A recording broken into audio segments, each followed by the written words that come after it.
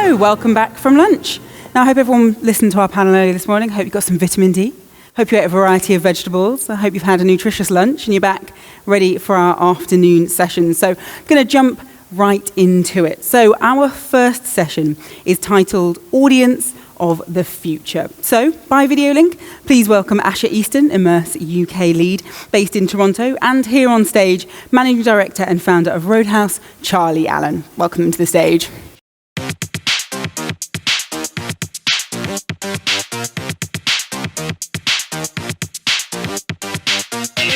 Now, Charlie, I'm sorry about the slight discrepancy in size there.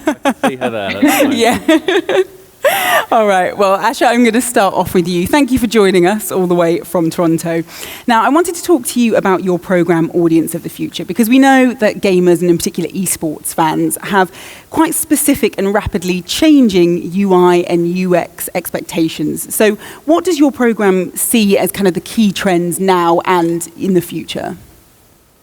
So Audience of the Future, it was a program it was 33 million pounds from the government basically to help to boost the immersive tech sector. And in that package of money, there were several calls to have companies apply for R&D funding.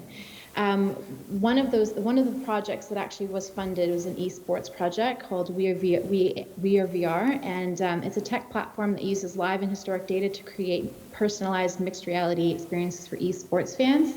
It's a really interesting project. I think it would be really valuable for your community to know about.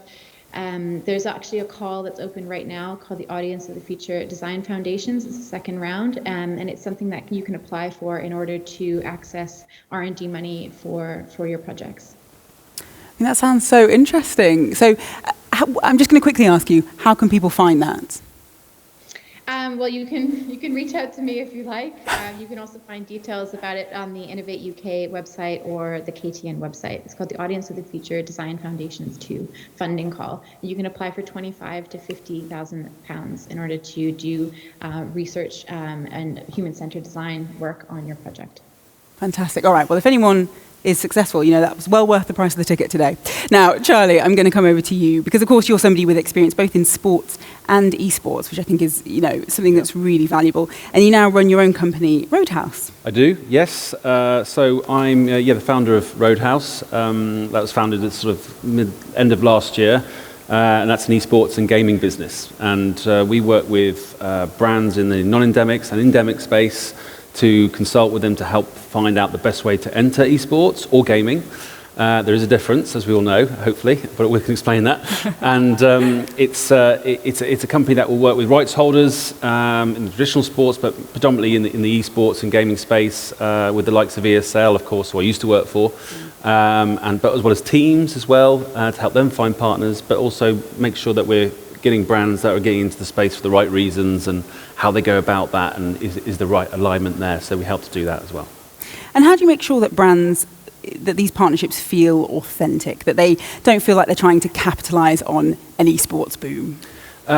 Well, there's obviously good examples and bad examples of brands that have entered the space, and of course it comes down to the sorts of preliminaries of the 5 things of doing for marketing and making sure their objectives are for the right reasons of getting into esports and gaming.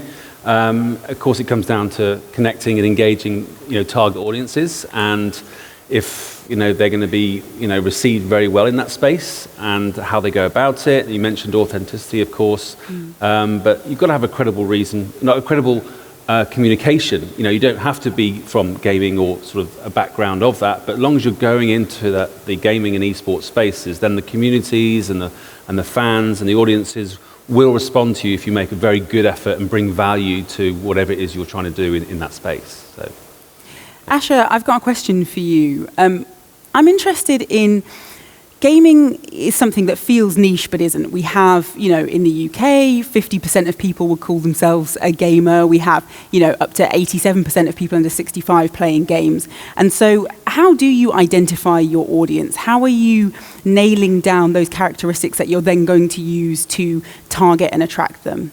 And I can't see you, so I'm hoping you're here. Great. Specifically, well, it's interesting you say that, because even to say that I mean, gaming is just becoming even more and more prolific across all sectors. I mean, the use of real-time game engines to develop experiences, even in like the manufacturing sector and healthcare, et cetera. It's going to impact every single industry going forward.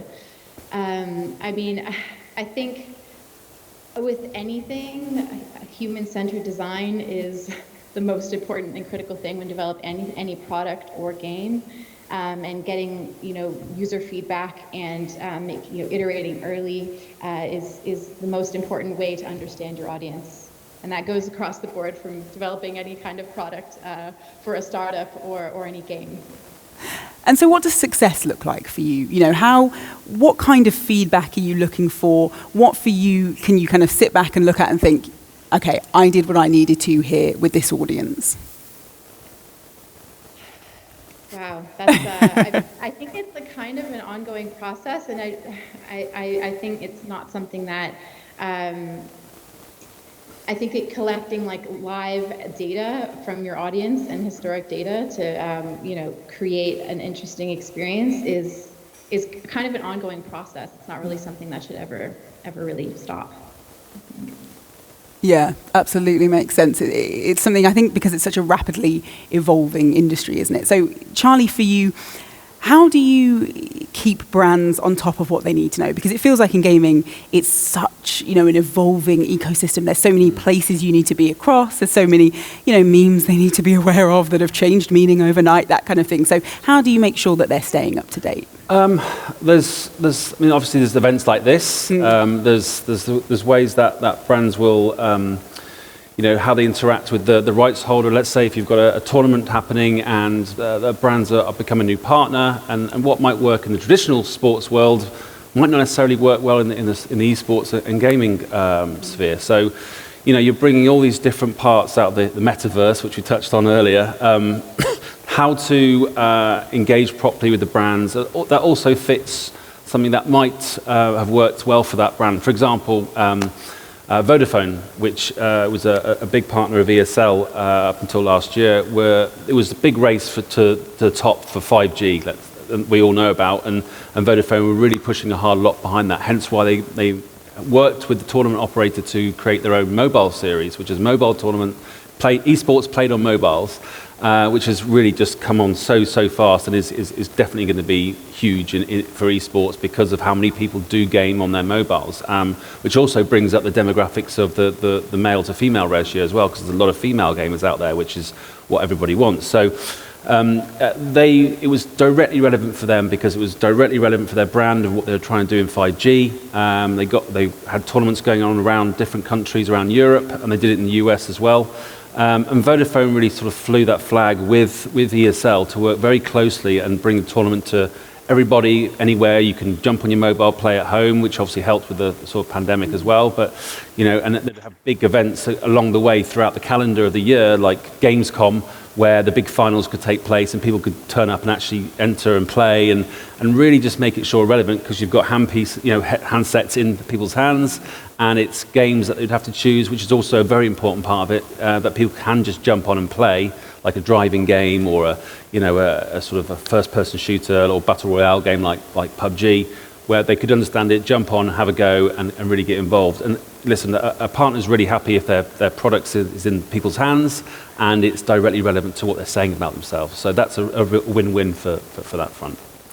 I'm interested in your journey in working with brands and whether you ever have to, I assume they're coming to you, but in general, do you ever have to convince them of the value proposition of these audiences? Because there's an often stated statistic, isn't there, that I think from 2018 that, the average sports fan spent about $700 in a year and the average esports fan spent about $5. And so do you ever have to kind of show them the engagement works in a different way than perhaps we're used to with traditional sports? We do a lot. Yeah. It's a big education factor on the brands front. Endemics, no problem. The Razors and the Logitechs of this world, they all totally get it because they know that these people use their products.